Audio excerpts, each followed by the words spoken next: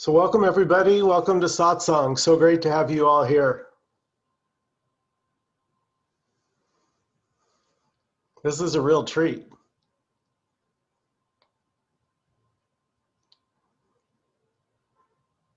We can talk openly. It's October. Is it a trick or treat? That is a good question. Is it a trick or a treat? Well, I think it's a little of both.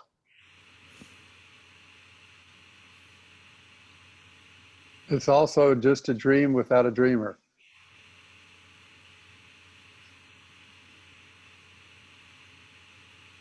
Oh, let me let Joyce in. So if you see me looking up to the right, that's usually what I'm doing, either muting somebody or letting somebody in.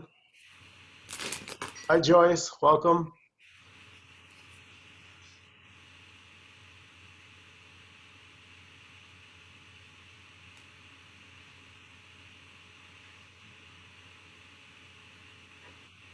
Some feedback, Michael. I don't know if you can mute, maybe if you need to mute everybody, but I don't know if I'm on here. I did mute everybody, but we'll just see how it goes. If it keeps it up, I'll remute everybody, but let's see what happens.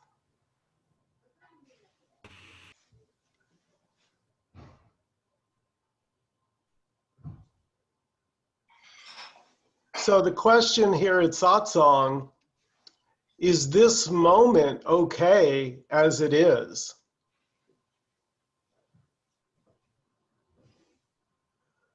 Hi, Yoon. Welcome. Hi, Michael. Hi, everyone. So is this moment okay as it is? Well, not if you're a me.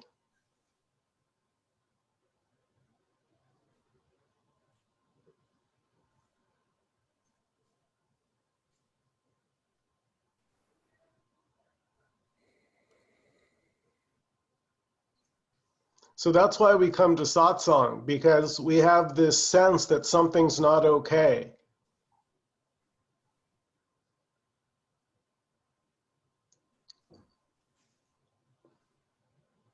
And so I don't feel whole, I don't feel complete, and so I'm seeking for an end to my suffering.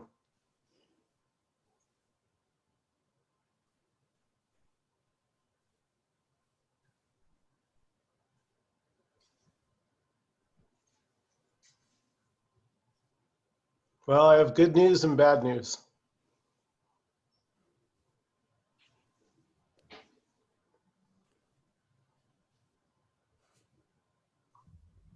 There's nothing you can do about the me's suffering. It's hopeless for the me. Why? Why is it hopeless for the me? Because the me lives in story, and you don't.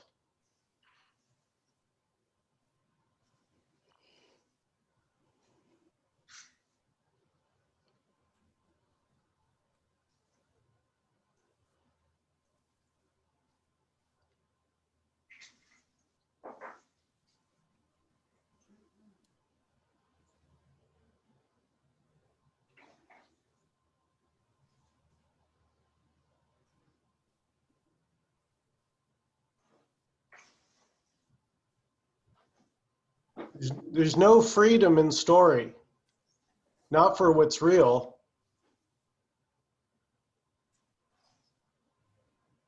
Not for this moment, not for what always is, ever present, storyless.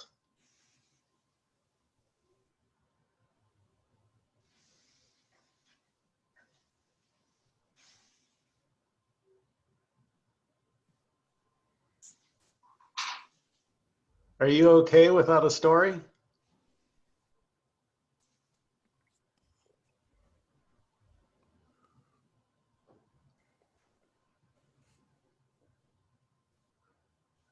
Help, I'm addicted to story. I can't stop. I can't quit story. Story is the property of the mind. Remember those t-shirts? Property of the LA Rams or... So story belongs to the mind, and we've made a horrible assumption, right? What is the horrible assumption pretty much every human makes? That I am my mind. So as my mind goes, I go. So if my mind's happy, I mistakenly think I'm happy. And when my mind's pissed or not getting what it wants, which is most of the time, then I think I'm unhappy and I'm pissed.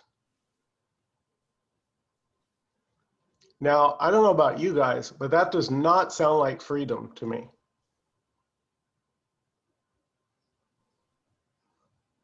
Joyce says thumbs up.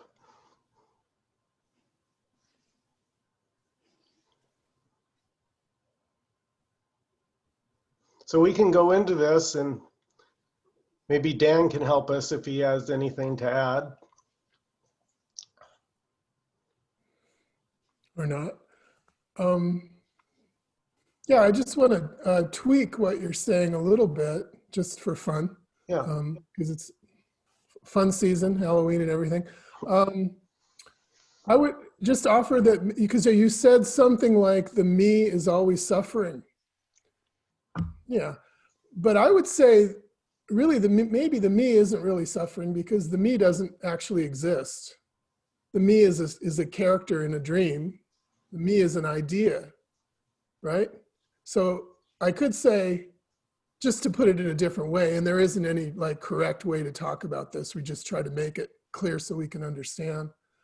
But I would say, when I am identified as the me, when I confuse myself and think that I am the me, that I'm attached to the character in the dream, then my experience is suffering. But the me itself doesn't really, I could say the me doesn't suffer, because the me isn't anything. It's just a character in a dream. It doesn't exist. Anyway, I just wanted to kind of put that out. Is that clear? Do you guys see the distinction? When I identify as the me in the story, then I'm on the roller coaster, aren't I? Definitely. I had a situation, I think it was last night, maybe it was 2 nights ago, I can't remember, where somebody I mentor, who I help, she got angry at me, and she sent me some nasty text messages, and I could feel the anger coming up in the body. And I just sat there and witnessed the experience of it was kind of like an anxiety response almost, or like it was a combo anxiety anger response. And I just watched it. I watched it rise up in the chest. I watched it and I was like, where is it? Where does it exist? Where's it coming from? But I didn't attach a story to it. Like, how dare she say this to me, or why I should be, like I should respond in a certain way. Like, there was no me attached to it. It's just the witnessing of the felt response. If I had started to attach story to it as a me, that situation would have escalated. It would have gotten really ugly.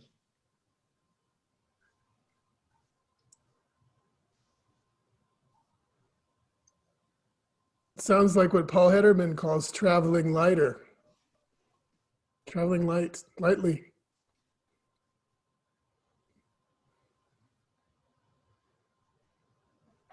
Yeah, I actually started to laugh. Like what went through, the idea that went through the mind was,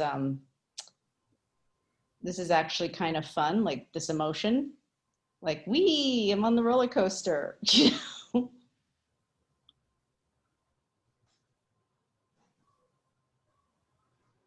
It's possible to really enjoy it then, no matter what it is, even if it's pain.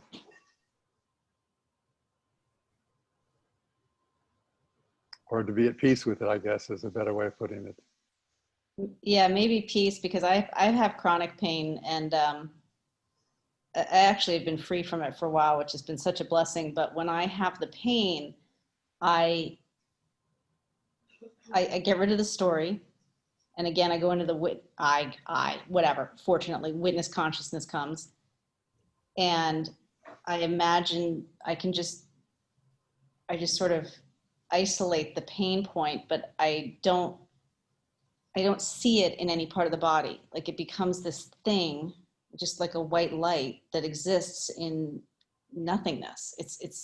And interestingly, when when that happens, it does help alleviate the pain. And there's also no story attached to it. Why do I have this? I shouldn't have this. This isn't fair. Why did it end up happening to me? That kind of stuff. So yeah. So can we go a little bit deeper? Is that all right with everybody? Go deeper? Good idea. Because I think it would be helpful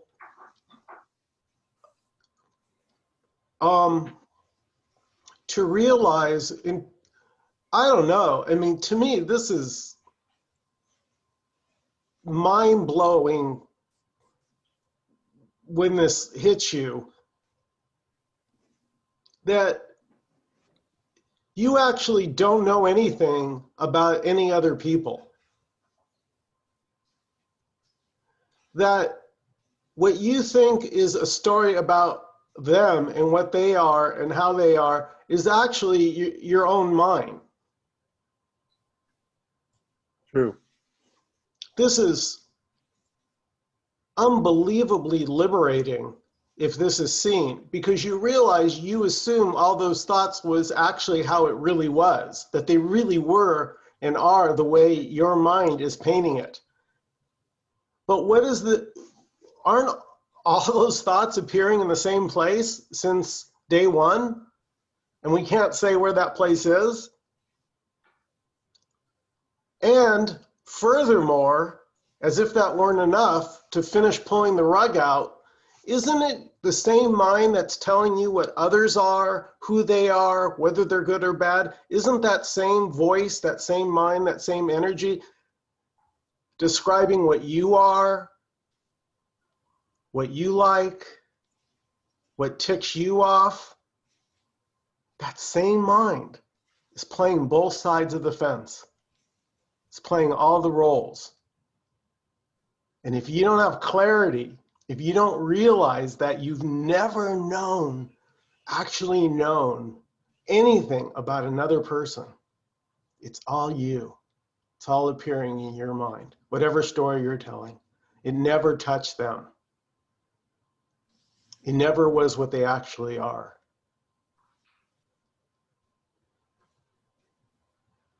Yes, but the second part was even more, that's the real important point.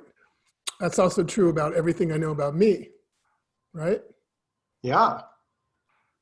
Totally. Yeah. That pulls the rug out. Because if you see, it's all story them, story you, the mind's playing both roles, and you were thinking you were in the middle of that. It's like a tennis match, right? So there's your witness, just watching the ball get ping pong. Oh, she said that, and then your me will react, get triggered. But if you're not in it, if you're observing, that's so different than thinking it's happening to you. Thinking you're one of the characters that's now has to deal with it. The error seems to be when you think it's my mind, okay, my thoughts, Yeah. my awareness or whatever. Yeah, You claim ownership for it when there's no ownership. that's right. None. And that includes my pain. If you think it's my pain then it's the same problem. You've identified with it and you're in it instead of, you're not.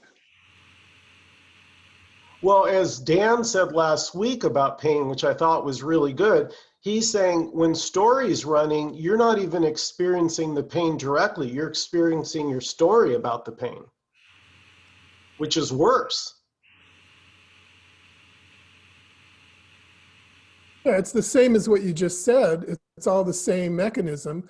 When I'm telling myself the story about Michael, what I know about Michael. Well, it's not about Michael. It's about the story in my head about Michael. It has nothing to do with some reality called Michael. Same thing, my story about Dan. It's just everything I know about Dan, this whole construction that's in the mind. Well, so it's not real. There's nothing real about that. Whatever there is real about Dan has nothing to do with the story in my mind. That goes to everything. That goes to the pain, all of experience. It's all a story that's being told, which is great, but it's a problem if I think it's real. Then I try to live in the story, and then there's big confusion and conflict. Then there's suffering. So when Dan and I talk on the phone, which we talk several times a week usually, he said it really funny to me. So I want to repeat what he said, something you're all familiar with. He said, when you hear the mind talk, it's like a tale told by an idiot.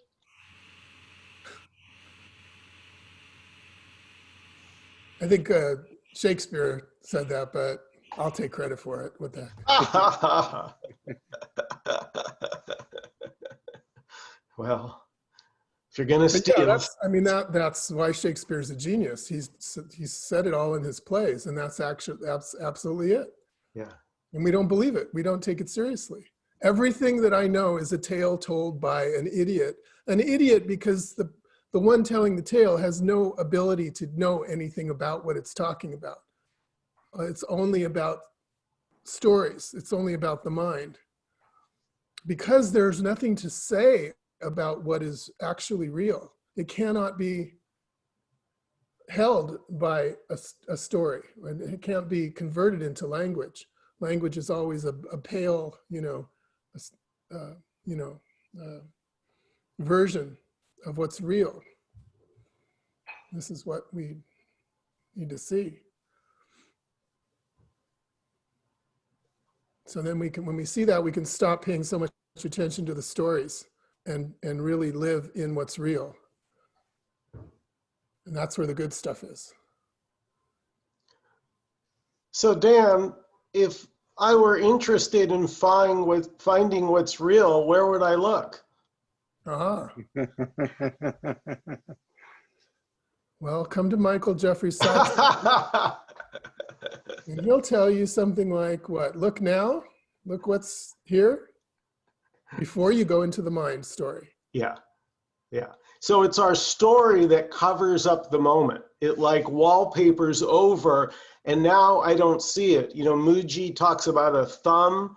Just a thumb can blot out the sun. Just your thumbnail. If it's in the right place, you won't be able to see the sun. Just a thumb. That's it. Can block out the huge sun. And likewise, a story papers over reality. This moment, the peace that we're looking for, but I don't have time for peace because where's my attention? On story. So it's this addiction to story, right? Help, I've fallen, I can't get up. Help, I'm addicted to story and I can't stop. Notice that. We're saying at Satsang, notice the addiction to story. I think one of the best things I've gotten from you guys over the years of doing all of our satsangs is it used to always feel like, okay, well, as soon as I get through this, but then there'd always be like, there's another story would come up. It would turn the page to the next chapter. And I just realized as we're sitting here, I really don't do that anymore. It's kind of like, oh, today this is arising and whatever it is, but it's not anymore like, oh, I got to get through this. And then the other thing I was thinking is, how do I know that there is no Amy is because Amy changes 5,000 times a day. Like, and it used to be like, I'd be like, okay, I'm a vegan or whatever it would be. And I'd really try to make it stick and try to like take on that solid. And now what I see is that 1 minute I'm this and 1 minute I'm that and 1 minute I love this and 1 minute, but whatever, the Amy and the dream. And that all of those manifestations are fine as long as I don't attach to them good or bad. Yeah. It's just like a story, Amy. You know, stories are, when I was a kid, right, in the Boy Scouts, one of our favorite times was around the campfire at night on the campouts, right? You remember telling ghost stories if you were in any group and, you know, scaring each other. So it can be a lot of fun, but not when you think it's real and serious. And that's the problem for the me, is it takes its story, not as story, but it's real. It's only real. And so now I need a real solution. And what we're saying at Satsang is the appearance, this is both real, completely real. So this moment is as real as it gets. This is real, but it's equally unreal, like a dream. Yeah, but that's what I'm wondering at. It's like, to me, it seems more true, or anyway, the way to look at it is that this moment isn't real either. It's just a dream that we're aware of, but it's not real. Just like if you're in bed in this conventional way of dreaming for the human being or whatever, that, you know, you're having the dream, and the dream, when you're dreaming it, it feels very real. But when you wake up, or if you have a lucid dream, then you're aware that it isn't real. It is, quote, just a dream. So I don't know if that helps, but it seems to me that nothing is real except that somehow I exist, or whatever, or that whatever this awareness or whatever it is the only thing that is real. And that's why I think it's also called truth, because it's the thing that's not changing. Whereas the moment is always in time and changing. So to me, that's just, that is, you know, even that is it's just an appearance, okay? Imagination, if you like, or however it works.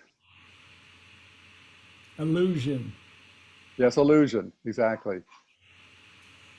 Mirror, mirror on the wall, who's to blame for it all? Is it he, is it she, or is it the image I now see? We're all making this stuff up, or it's making us up.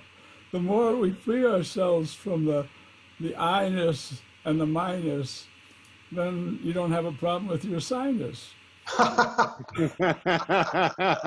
My experience as a little boy, my mom took me to Cedars Lebanon Hospital because I kept getting headaches.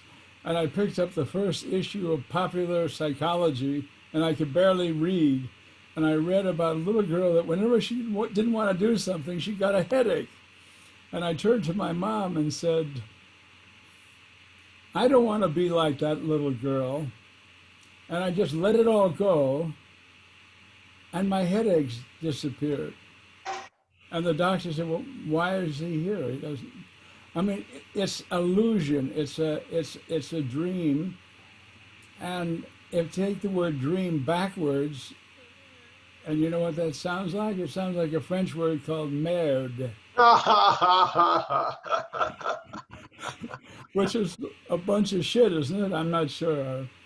But you take the dream, you take GREAM backwards, it sounds like merde, the French word for what I said. But I mean, if we take ourselves so seriously, we often miss the extraordinary, the ordinary, and the extraordinary and the ordinary. Yeah. Which is, when I talk a lot, I say that's because I'm in a dream. When I'm awake, I'm in silence. It's almost like the journey. When I get out of my story, then I can laugh. I do have popcorn. I have popcorn. and since we were all going to be together, I decided to have my mask. But that's just having fun. Wow. And if you're going to be a fundamentalist, you put the fun before the mental. Okay. Wow. Put the fun before the mental. I say hang out with light-hearted people, not like-minded. Light-hearted, you know. Anyway, this is the year 2020, so I had both of my eyes done. You know, on January 1st, I had my right eye. March the 2nd, I had my left eye. On April Fool's Day, I had my third eye worked on remotely. Okay. Thanks, Uncle Jack. You can catch him at the comedy club every Thursday night.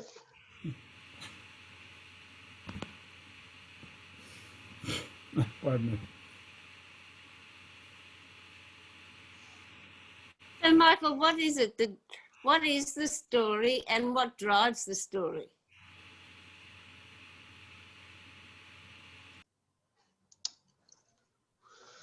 Well, let's look at that together, right? Let's look at it together. You guys help me out. Faith asks a very good question. What is it that drives story? How does it move forward in time?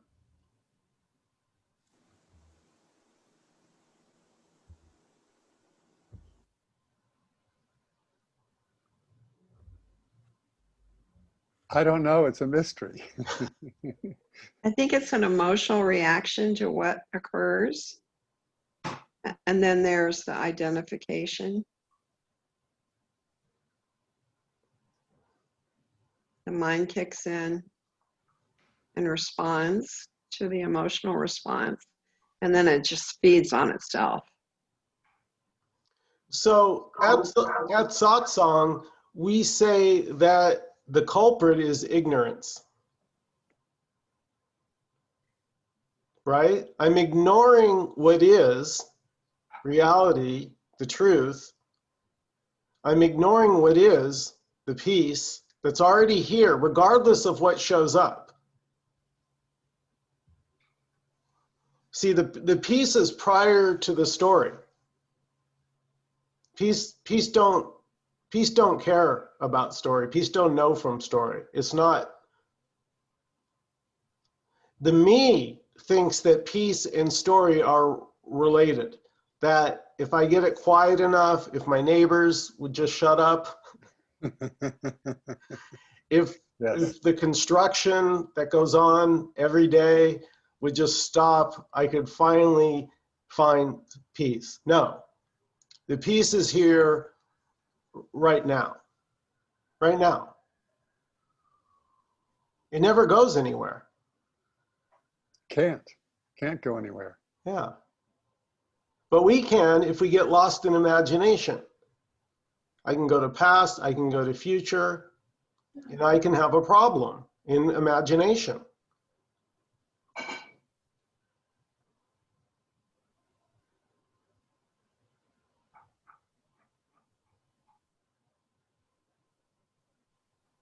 So the question at Satsang we're asking is, are you what you really are? Not what the mind thinks you are, what the mind claims you are. Is what you really are a story? Nope.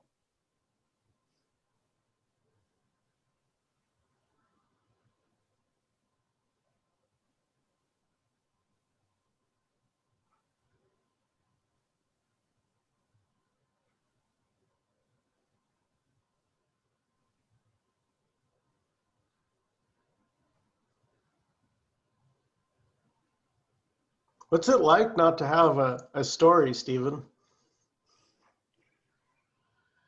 Peace, basically, means that it means, if anything, what it really means is I can really enjoy the story. I can just love it somehow rather, and just really be fully with it, without.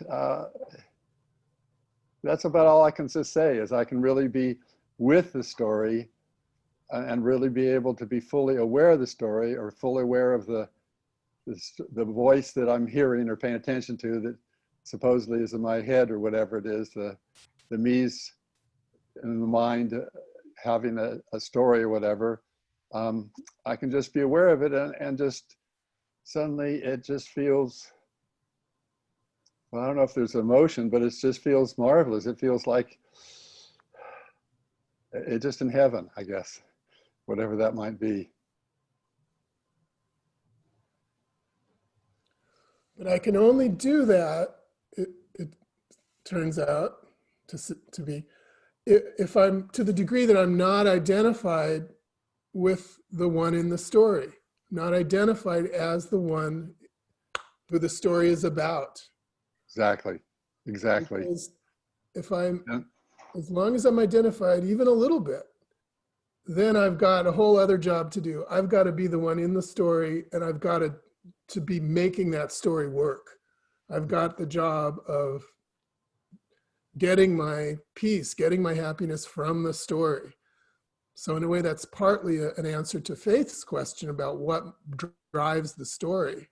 If I'm identified as the character, then there's a whole big thing driving the story, which is my need to make the story be okay and work, whatever that means. But it actually, what it really means is the character and the me in the story is actually really trying to get out of the story. But you can't do that. You can only just see that you're not that one in the first place. Yeah. So another way of saying this is that you realize something, and you realize that story can never give you what you're looking for, ever. Yes. Amen. And there's such freedom, because when you're no longer trying to get anything out of story, you're no longer trying to become completed. I'm no longer looking for my wholeness in story. Then, as Stephen says, well, I could enjoy a good story. I can enjoy a bad story. I can enjoy a horror story, because it's just seen as story. But as soon as there's a me on the scene,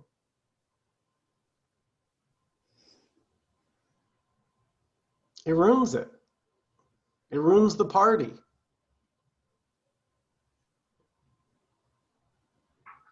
Because the me only sees the story, and so the me is always trying to get its wholeness in the story from more story. And that's the hamster wheel, because all that is available in the story is more story. Yeah. There is no wholeness in the story. And if you're not aware of what we're talking about here at Satsang, which pretty much most of the 8 billion or however many there are is not aware of, you're going to keep going back to story. And look how unfair this is. Look how we do this to each other. Like, that's what relationships as human to human are all about. Well, I feel incomplete, so maybe if we get together, then you'll make me feel complete. What? Yes. What pressure to put on each other.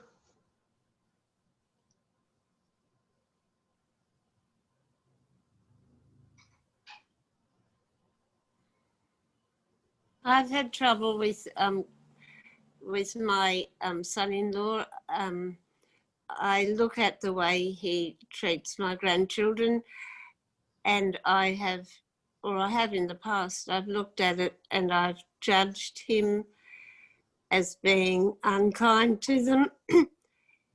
But when I let go of that, and I just, like, I can't remember what you said earlier, Michael, about no story, and I don't even know what my son-in-law is thinking, how he's thinking. Just when I can just let go of all story about son-in-law, all story about me, and just be here and observing what's happening, such freedom and relief. Yeah. Yeah. So right now, let's actually get a taste of this, right? So why wait, right? If freedom is available now, so what would this moment be like without a story?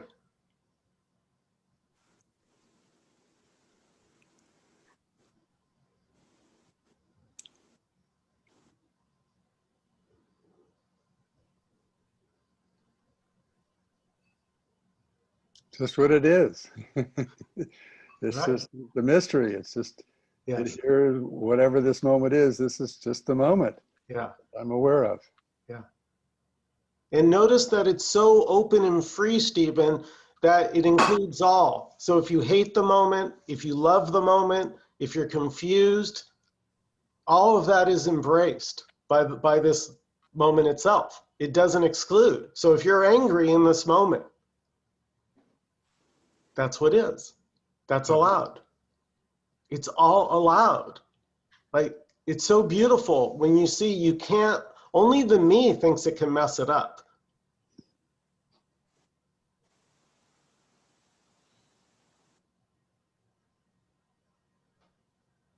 How do you mess up a mystery?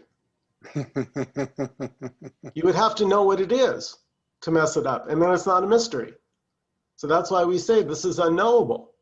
And the me thinks it knows what this is, has a plan to get to a better this, because I know what this is, and I know it's not enough. That's clear. Look at all this baloney.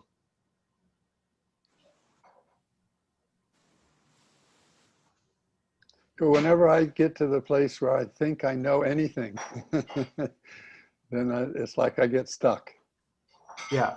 And life will show you. If you insist on being right, life doesn't take too long to, because it's opposites. Last satsang, I talked about it being a stick. Duality is a stick that you can't pick up the stick without getting both ends.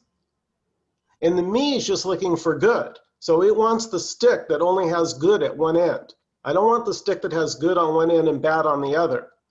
Well, guess what? Everything in duality is made of its opposite. So that's why you're never actually getting anywhere.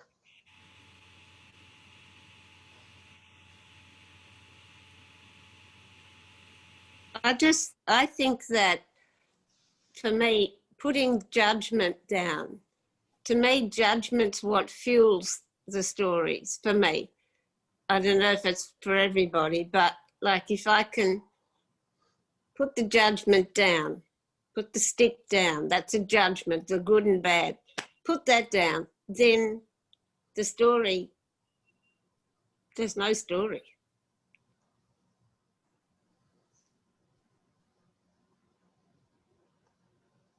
Is that what it's like for other people? Do other people think that it's the judgment thing that's the driver? Well, judgment always comes of, and I know something, or I give something a meaning to it, or whatever. And that's again knowledge, to know something. Yeah, thanks, Stephen. Yeah. So Socrates said, the one thing I know is I know nothing. Yes. And I've had an argument with him in my illusion that says that if he knew nothing, he wouldn't know the one thing.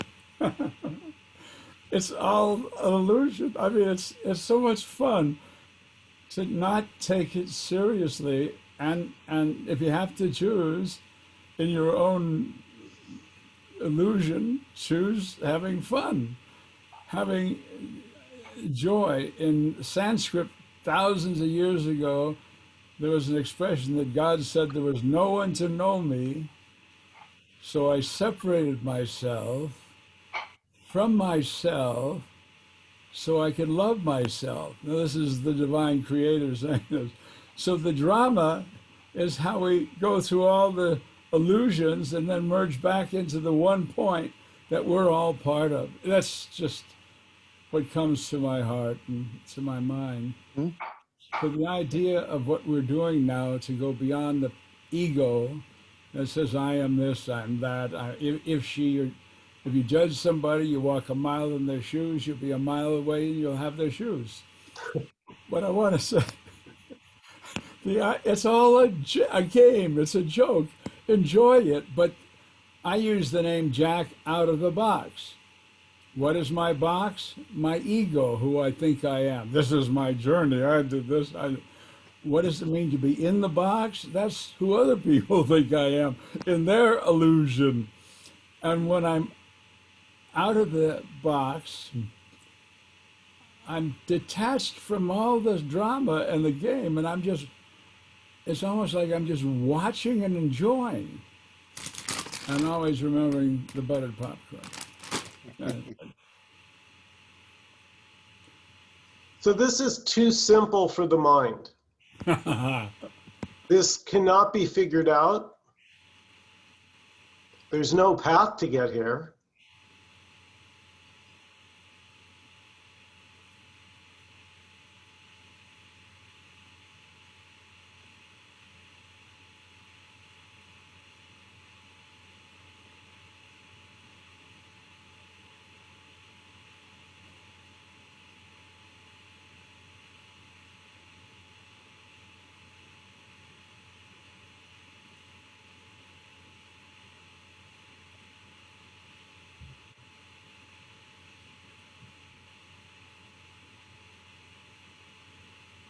To realize that somehow is what allows me to really just surrender to this moment.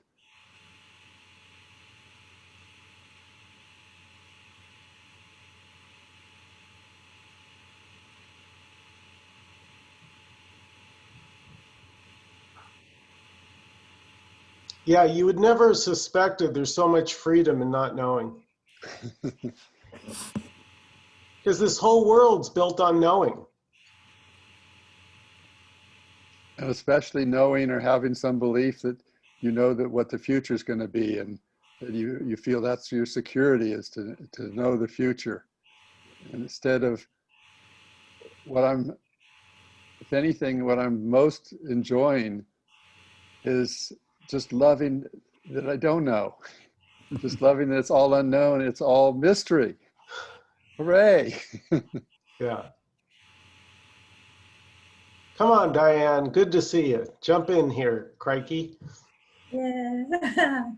Sorry, I was a bit late. Yeah, I just love listening to you all. It's wonderful. I can't really add anything to what you've already said. Just, I think I appreciate the fact of not having to control life, just allowing it to happen. And it doesn't seem to, I don't get my joy from what's happening out there, although it's happening and joy happens. But yeah, it's just nice to let go. I guess that's been my motto all over, is just to let go of having to know anything, having to change anything. Yeah. Just letting it be. And I guess, you know, because I see clients who are totally stuck in ego, and so it often feels excruciating to see them in that way. I had a woman yesterday just really upset and crying, and you know, about a relationship. You just reminded me about relationships, of living with a very angry man.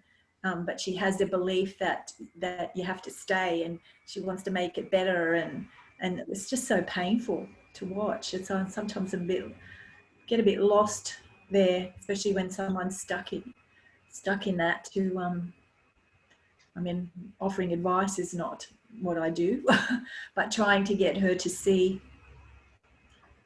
her belief system, and that she's more than just a belief system. And the decision will come at some point. What she does, don't know what that'll be. So, yeah. Sometimes it just feels hard in those situations to choose the words that come out to open it up a little bit. So. Thank you. Beautiful.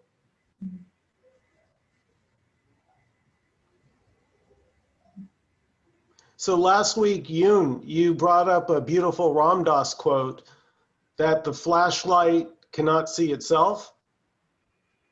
Beautiful, beautiful.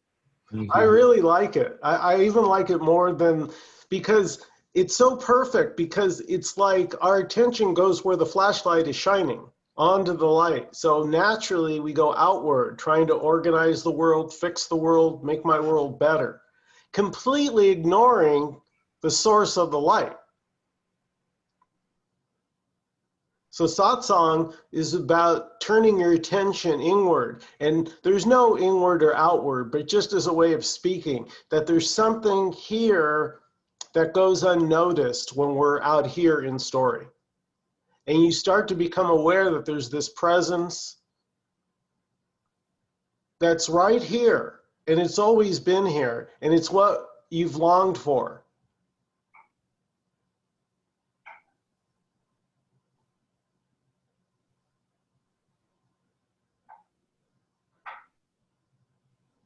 And the kicker is you already are it.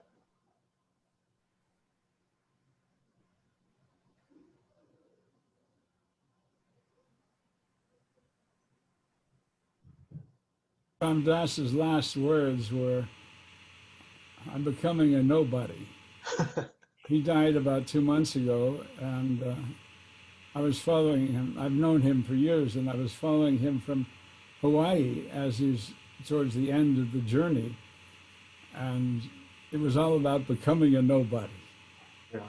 And I think the essence of what we're sharing here is going beyond the ego of who we think we are and what we're doing, we're not doing.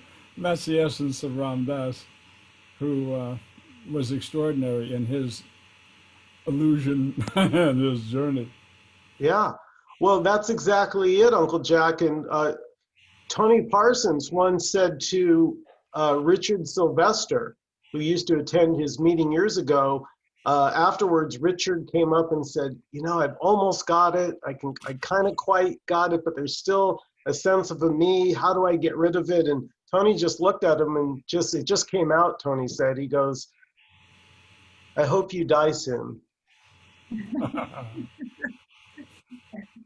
I keep wondering why I'm still alive, and so I ask God, and I hear, you weren't good enough to leave earlier.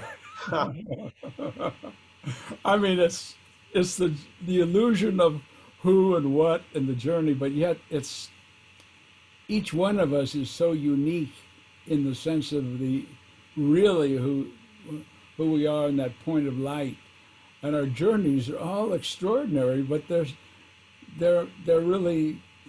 I'm talking too much because I'm asleep. But anyway, the first time Ram Dass said anything to me was when I drove up to him with my car, and he came over and knocked on my window, and I pulled the window down. He says, "Hi, Jack." And I say, "Hi, Ram Dass." And he says, "You know, we have the same car." And I looked up at Ram Dass and I said, "We have a similar journey, Ram Dass." So becoming a nobody was really a gift as he summarized his whole journey, which was a wonderful story. But it's the journey again and the illusion of that. And so how we can stop taking our ego as who we are and who other people think we are in the box, and just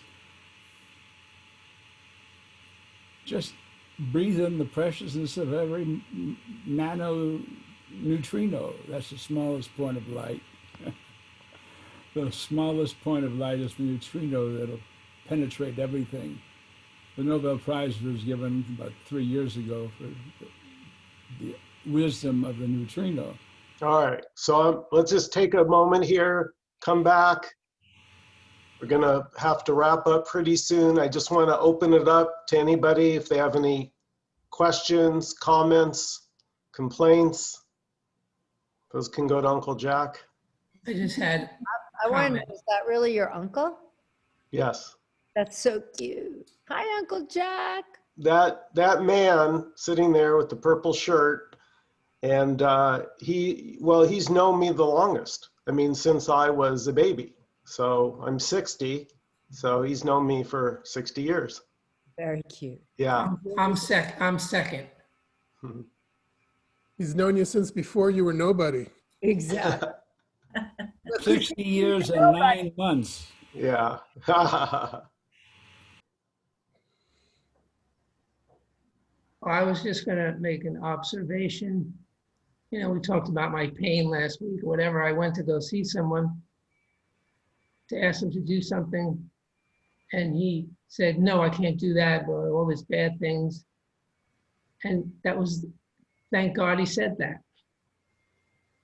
because then I went to someone else because of that, who was able to do something, sort of like the perhaps. Now, of course, I'm thinking, okay, perhaps this too, but it was just seeing that, Yeah.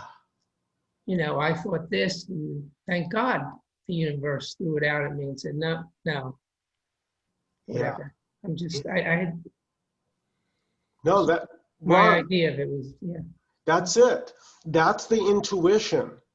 I'm telling you guys, there's a natural intelligence, this intuitive wisdom that when you get out of the way, I'm telling you, miracles happen that you could not have pulled off. Totally, totally, totally, totally.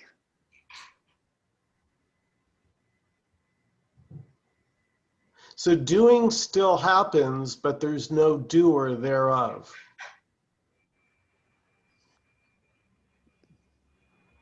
One other thing, Yeah, sure.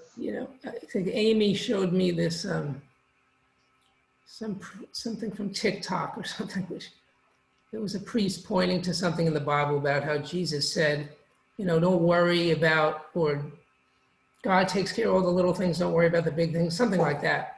And then I was thinking, who's taking care of my breathing? And there's nothing bigger than that.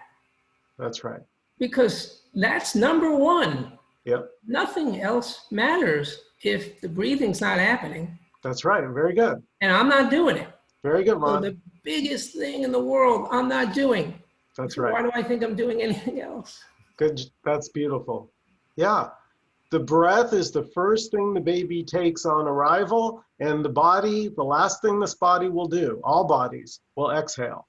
So the breath is the direct connection. So, if you find yourself spinning, by spinning, I mean you're caught in a story, find your breath. Find your breath, because I guarantee you, if you're involved with the story, you're not cognizant of your breath. And why do I say that? Because your breath is really here. It's actually here. So by tuning in, you become present and you drop out of the story that's spinning in up here and you drop down here into your heart.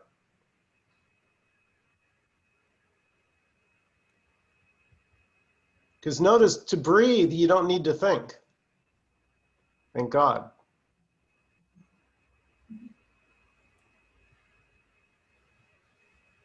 Any other comments or questions? I just say thank you. Thank you, Michael, for allowing us to have these satsangs every Wednesday. Very, very much appreciated. Hey, Michael, will you post somewhere in your thing where you can send you donations? Sure. Yeah, guys, those that want to send donations, it's just via PayPal with my email address. But yeah, I can. Should post something somewhere. Yeah. Yeah, I'm not quite sure how to do it yet, but when I figure it out, I'll do it. But thank you to all who sent in donations last week, Diane and Alan, greatly appreciated. You guys, I love the community here because there's so few places that you can come. I have to tell you that it has really dawned on me how few people on the planet are really interested in a real way in this topic. When I first started doing this, I thought, well, this is just going to be a bestseller. People are just, this is all the rage. And it's been such a learning experience to know, no, 99.9% of the planet is somehow able to make story work. They may complain about it, they may bitch about it, but those bastards, bless their heart, are able to make it work. I just couldn't. I just couldn't make story work. So if you're one of the rare, 1%, less than 1%, that just, as try as you might, you just can't get life to work. Hallelujah, you've come home. Because this is about not knowing anything about anything, not knowing how to make it work, not knowing how to make it not work. You're just being. and you're letting the river, you're letting life be naturally without you mucking it up. And I was thinking sort of like imagine this moment as like a film, right? A beautiful movie, this moment. Imagine if you started touching the film in the projector with your grubs, you just can't keep your hands off the film. What would that do to your experience? It would just completely muck it up. But what if you just allow it to be as it is? Let the movie be the movie. Let the dance dance. See what happens. Thank you, guys. Thank you, Michael. Thank you everyone. so much. You guys have a great week. Thanks, guys. Go Dodgers. Go Dodgers.